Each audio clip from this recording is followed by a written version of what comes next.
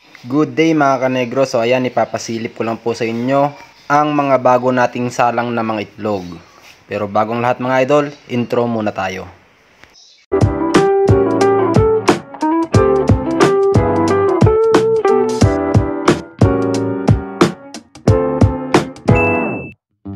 Maulang panahon pa rin mga kanegro. So for today's video mga idol, mangungulekta ulit tayo ng itlog at ilalagay na natin ito sa ating bagong incubator.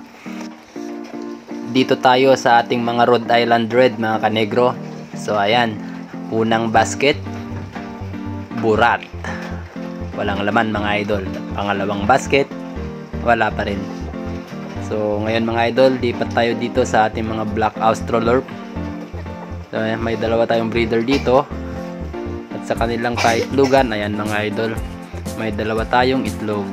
So ayan, okay na yan mga kanegro. Ang patuka ko nga pala sa mga alaga ko mga kanegro ay ayan, azola na may halong giniling na mais at saka layer feeds.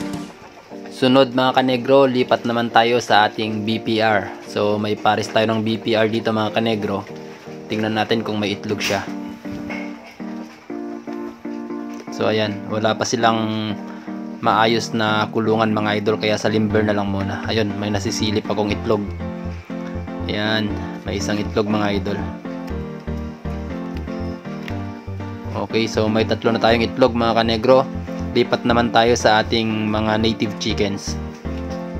So nandito na tayo ngayon sa ating kulungan ng mga native chickens mga idol. At ayan, may dalawa silang itlog.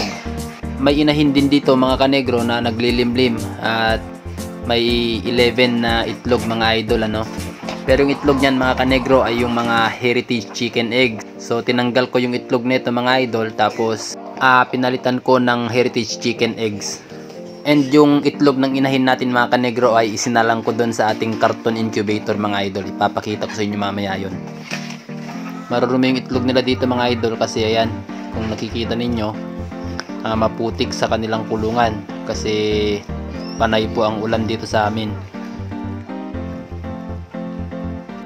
And ayun mga kanegro, may 5 nga tayong itlog na nakolekta no. So ngayon, since marumi yung iba, lilinisan natin mga idol bago natin isalang. Pupunasan lang natin ito mga idol ng tissue ano. At syempre, huwag kakalimutan ang pagmamarka mga idol. Time lapse.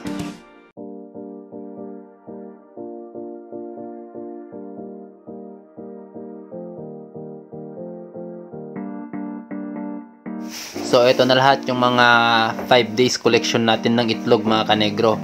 So nariyan ang itlog ng BPR, RIR, tsaka BA at maging yung mga itlog ng ating native chickens mga kanegro.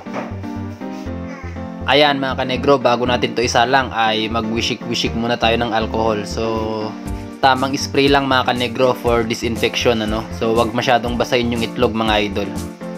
Ayan, so tapos na ngayon, isasalang na natin yung mga to mga idol. Tara, samahan nyo ako.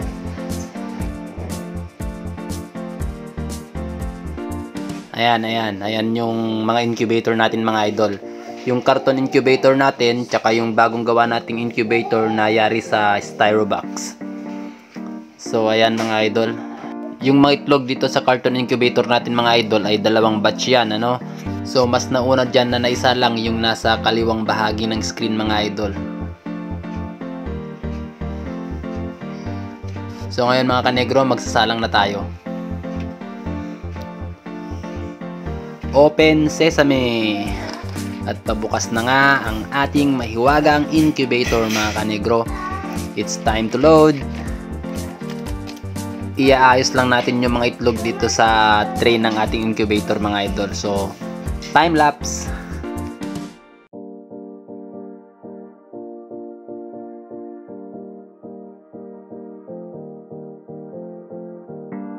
Ayan mga kanegro, maayos na yung mga itlog natin. So i-open natin yung heater. Ayos. Today is December 25 at yan ang umpisa ng ating incubation mga idol. So after 4 days, gagawin natin yung cuddling para makita natin kung fertile yung itlog o hindi. At pag hindi fertile yung mga itlog mga idol, agad nating tinatanggal sa ating tray no, sayang yung space.